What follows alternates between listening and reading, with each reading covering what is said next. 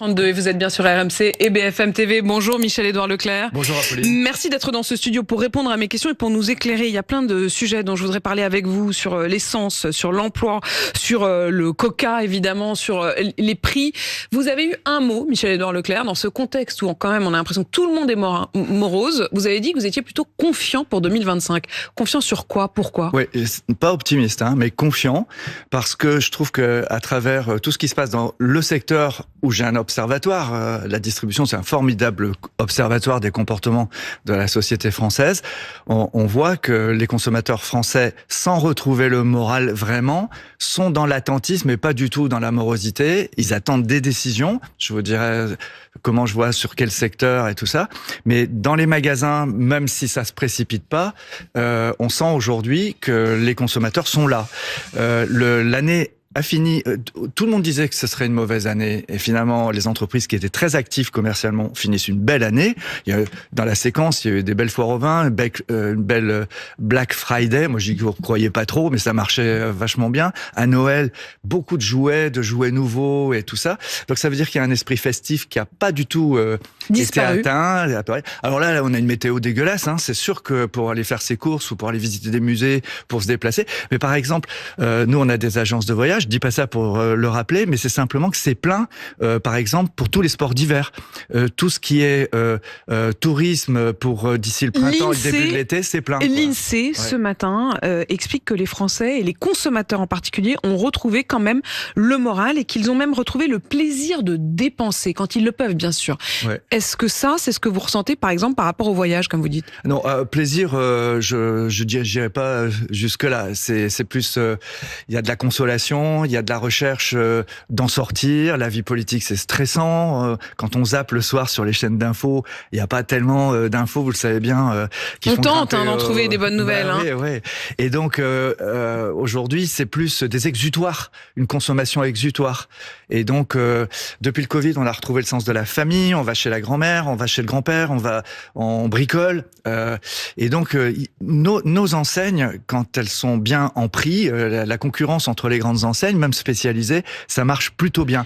Par contre, il y a des secteurs qui plombent l'économie française, qui sont pas les miens, qui sont le secteur de l'automobile, le secteur du logement, achat ou rénovation, ou le secteur du bâtiment, tout ça. Ça, c'est des secteurs qui resteront très attentistes. Ils sont attentistes en tant qu'entreprise, parce qu'ils savent pas si les systèmes d'aide vont être continués ou pas et là, c'est politique. Dans le budget. Ouais, et c'est vrai aussi pour les consommateurs, parce que tous ceux qui ont un bien, un appart, qui veulent non pas être classés rouge, mais être classés vert dans les cotations écologiques, sobriété énergétique, etc.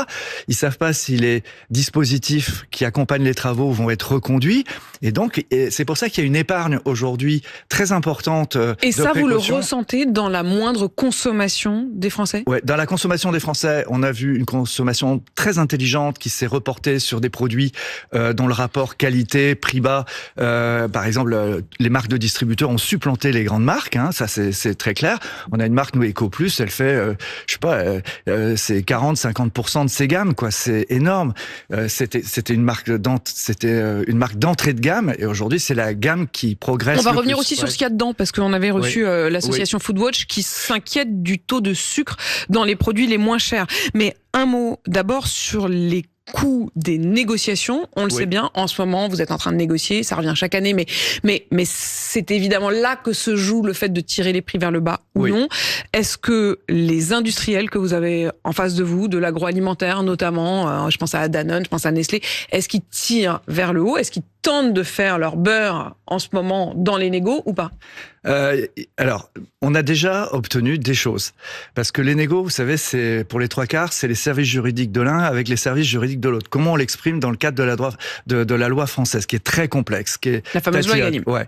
Mais par contre, déjà depuis 2-3 mois, on a plus de 3000 articles qui ont commencé à baisser. On avait dit, la baisse de l'inflation n'est pas la baisse des prix. On retrouvera pas les prix d'avant, mais ça commence à baisser. Il y a 3000 articles dans un hypermarché, à peu près, 3000 références qui ont commencé à baisser. Donc ça veut dire que les fournisseurs ont commencé à vouloir aller reconquérir la confiance des consommateurs. Là, quand vous dites reconquérir la confiance des consommateurs, c'est que ce qu'il se joue aussi, c'est qu'à partir du moment où les consommateurs ont quitté les grandes marques pour acheter des produits comparables, mais de vos marques à vous, de vos marques distributeurs, il faut désormais qu'ils arrivent à les reconquérir? Oui.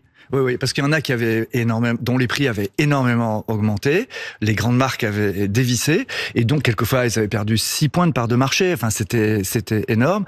Donc là, nous avons des vrais arguments pour négocier. Nous avons demandé à beaucoup d'industriels d'étaler les nouvelles hausses, ou en tout cas même on est allé chercher de la déflation, et on en aura. Après, oui, pour la petite histoire, il y a des industriels qui se refusent à ça, qui font les Trump, qui défendent. C'est quoi qui font les Trump?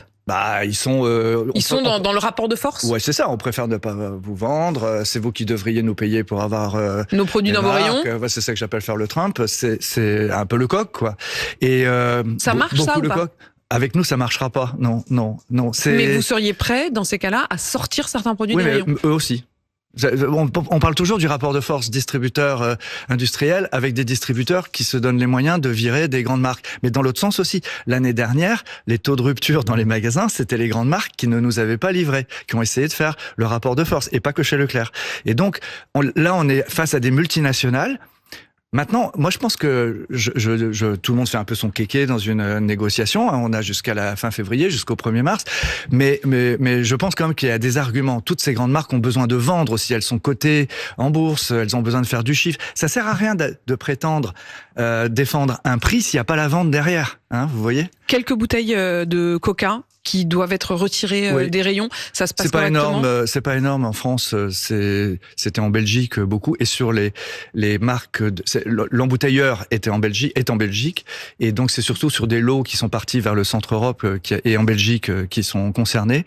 Et donc on reçoit de l'administration les lots à virer. Avant de parler de l'essence, vous évoquiez les produits de vos marques distributeurs. L'association Foodwatch a montré, et elle a fait une grande étude, que finalement les produits les moins chers étaient aussi les moins sains. Et elle a par exemple comparé des boîtes de conserve de petits pois. Eh bien, les moins chères sont jusqu'à 43% plus sucrées que les plus chers. Ce qui est en cause, dit-elle, c'est vous, c'est-à-dire ce sont les grands distributeurs qui mettent la pression sur leurs producteurs directs, puisque ce sont les producteurs qui font les marques, la marque Leclerc, la marque Super U, la marque Intermarché, et qui leur demandent de remettre du goût dans des trucs qui n'ont même pas le temps de mûrir, comme les petits pois. Est-ce que c'est vrai? Est-ce que vous l'avez constaté? Et est-ce que vous allez prendre des mesures? Non, ce qui n'est pas vrai, c'est la généralisation. La généralisation, c'est pour venir vers vous, faire un show. Foodwatch, c'est très bien faire ça. Et d'ailleurs, ils ont eu raison à d'autres égards. Par exemple, quand ils ont fait changer. C'est eux qui ont alerté notamment sur les encres sur les packaging qui étaient transmis aux produits. C'est Foodwatch qui avait fait changer les emballages et tout ça. Sur la question. Donc j'ai pas de compte à régler. Je trouve que je soutiens heureusement qu'ils font des trucs comme ça. Là, dans le cadre des produits premier prix, c'est un peu une idée préconçue que le produit bon marché, c'est le produit le moins bon. Dans la réalité, nous, Leclerc, EcoPlus, on a le Nutri-Score. On a appliqué le Nutri-Score. Déjà, au niveau de l'intention, on a des produits qui sont classés de A à F, qui sont de vert à rouge. Et tous les produits, 3000, 4000 recettes de nos produits sont sans arrêt revisités pour qu'il y ait moins de sucre, pour qu'il y ait moins de sel, pour améliorer les recettes. Et le constat chez nous, par exemple, notre cola, alors je veux pas dénigrer l'autre, mais notre cola à marque de distributeur, c'est 5 morceaux de sucre en moins que le vrai Coca-Cola. D'accord? Donc, j'ai pas à rougir de ça. C'est la généralisation qui est pas juste. Michel-Édouard Leclerc, le prix de l'essence, ça cristallise toutes les tensions. Depuis la mi-janvier, le prix du gazole en station-service est repassé au-dessus de la barre des 1,70 € le litre. C'est une première depuis mi-juillet. Est-ce que ça va continuer à monter? Quelles sont les perspectives? Aujourd'hui, je vois ça plutôt stable. Là, j'étais à Aubernais, en Alsace. Je crois que on était à 1,68. Donc non, il y a une petite cône d'évolution du prix. Mais vous diriez que c'est plutôt je trouve que le pétrole est stable, alors que, par exemple, avec ce qui se passe au Moyen-Orient, au Proche-Orient, on pouvait imaginer que ça flambe.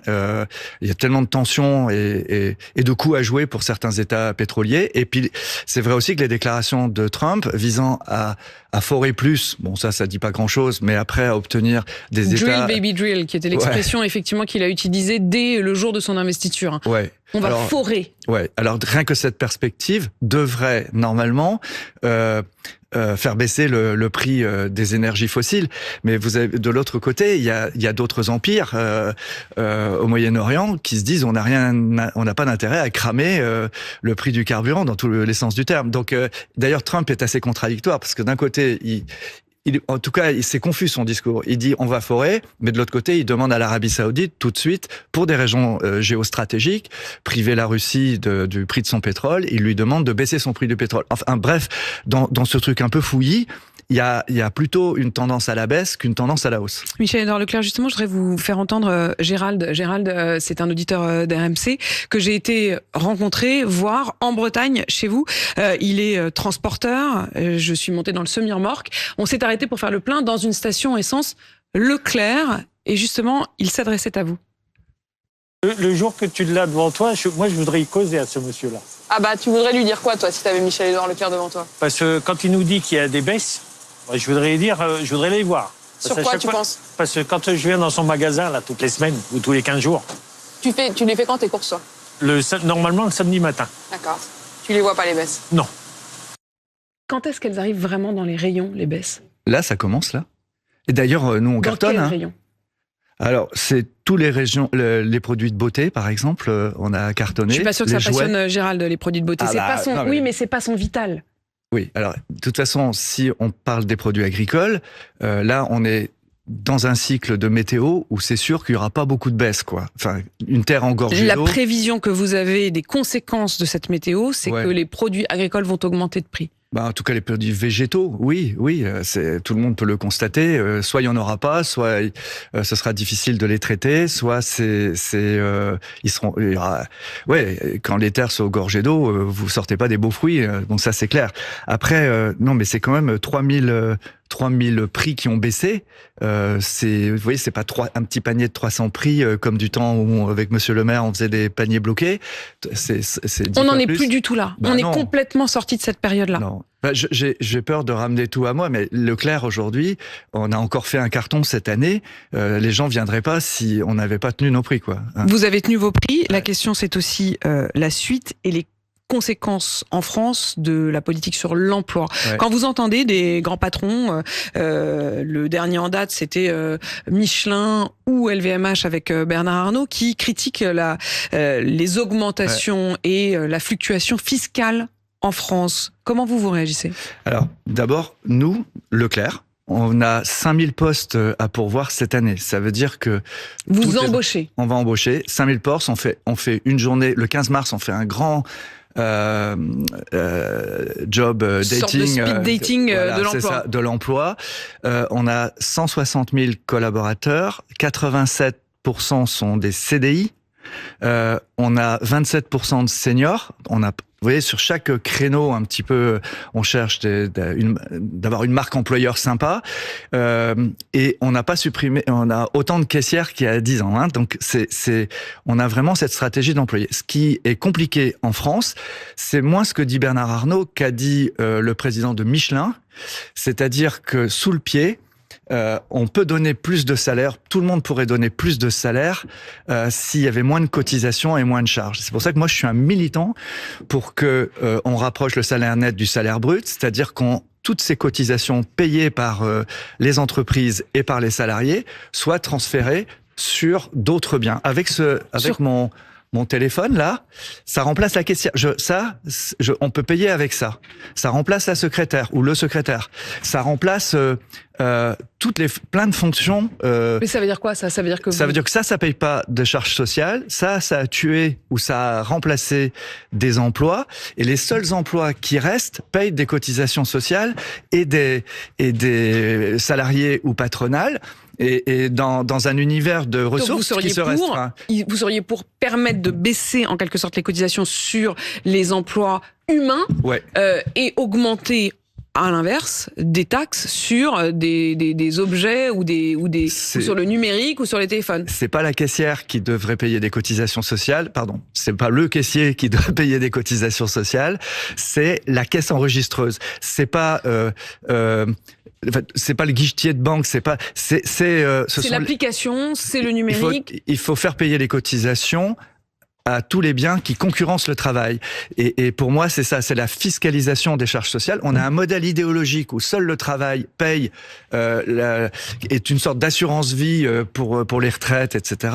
Il faut sortir de ce modèle-là. De ce fait, les entreprises payant moins de charges sociales et les salariés augmenter les salaires. Michel-Édouard Leclerc, puisque vous parlez à l'instant de la question du nombre de caissières et de caissiers. Il faut relancer une politique d'enrichissement par le salaire. Enrichissement par le salaire. Est-ce que vous mettez en place des caisses automatiques? Est-ce que vous pensez que ça reste l'avenir? Ou est-ce qu'au contraire, comme on voit qu'il y a notamment une hausse des vols avec ce système-là, c'était la fausse bonne idée et ça va être abandonné? Non, les caisses automatiques, ça marche pour 10-12% des clients. Mais la plupart des clients préfèrent passer à la caisse avec un interlocuteur, une interlocutrice. N'oubliez pas qu'aujourd'hui, en caisse, on gère aussi tous les rapports clients avec une carte de fidélité, avec du cagnotage, avec des avantages. Et donc, passer à la caisse, c'est aussi s'assurer que tout ça est bien fait. Donc nous, on n'est pas pour l'automatisation à outrance. D'ailleurs, Amazon avait essayé de lancer des magasins juste avec des caméras. Sans aucun caissière ou caissier. Et ça n'a pas marché. Tout était automatique. C'est abandonné, ça. C'est un modèle qui ne Même se Amazon développera pas. abandonne ça. Ouais. Est-ce que l'hyper est encore l'avenir? Nos hyper, oui. Et dans les hyper, il y a Carrefour et Auchan. Carrefour se relance un peu. Il trouve il était un peu mammouth. Donc Alexandre Bompard recrée des franchises pour qu'il y ait plus d'indépendants qui exploitent l'enseigne Carrefour. Ça a l'air de le faire. Ça crée des tensions sociales, mais ça a l'air de le faire. Auchan est vraiment paralysé par sa taille, mais c'est un problème commercial chez Auchan. On verra s'il revient. On verra s'il revient. Vous en êtes là. Vous vous dites Auchan peut disparaître comme Casino. Oui, alors Auchan, dans le groupe Mullier, c'est eux qui ont Decathlon, Leroy Merlin. Mais le magasin Auchan, ils savent faire. Hein, Mais aujourd'hui, Auchan est beaucoup plus cher que nous, alors qu'ils ont des très bons emplacements et tout ça. Par contre, dans le format hypermarché moyen à taille humaine, Leclerc bien sûr, mais aussi Hyper U, on se débrouille très bien. Michel-Édouard Leclerc, vous vous insurgiez en rentrant dans ce studio contre le fait que dans un moment d'épidémie de grippe, et c'est vraiment l'une des folies françaises, j'allais dire, l'État a décidé d'augmenter la TVA sur les masques et sur le gel hydroalcoolique. Ouais, et d'ailleurs, personne ne moufte, hein, vous avez vu, c'est en fait, si on peut adresser un petit message... allez-y, c'est le moment, ils vous écoutent, les ministres. Au ministre de la Santé, je pense qu'il faut remettre zéro faut faire circuler les masques, faut enlever la TVA sur les masques, sur les gels, et puis, s'il vous plaît, redonnez-nous les autotests, le droit de vente des autotests. C'est vraiment le moment, aujourd'hui, où on doit participer de la politique générale de santé sans se préoccuper de tensions corporatistes, les pharmaciens contre la grande distribution. Ça n'a pas de sens, là. Votre combat là-dessus, sur le fait que vous puissiez vendre davantage de produits de santé, voire de médicaments, est-ce que ça continue, ce bras de fer-là? Oui, je vais écrire au président de l'Ordre des pharmaciens, parce que il dénigre beaucoup, enfin pas lui, les pharmaciens dénigrent beaucoup la qualité de nos docteurs en pharmacie dans le mouvement Leclerc. On a des parapharmacies, elles sont tenues aussi par des docteurs en pharmacie qui ont fait les mêmes études qu'un pharmacien. Et donc je voudrais, pour éviter ces clashs un peu Uber, VTC, vos pharmaciens Leclerc c'est des Uber, nous c'est des vrais G7. Non, moi je voudrais pour calmer le jeu, que l'Ordre des pharmaciens crée une section des pharmaciens de la grande distribution, comme il y a des pharmaciens de l'industrie, des pharmaciens de la recherche. Déontologiquement, l'Ordre des pharmaciens s'assurera que tout ça est carré et on ne pourra pas opposer ainsi une déontologie à une pratique commerciale. On peut vendre beaucoup moins cher des produits de parapharmacie, voire des médicaments demain, et on peut participer aussi avec notre rayonnement, notre implantation à couvrir l'ensemble des besoins de santé. Et c'est une question à ce moment-là de santé. Merci Michel-Édouard Leclerc, le patron donc des magasins Leclerc, d'être venu ce matin sur RMC et BFM TV. Il est 8h51.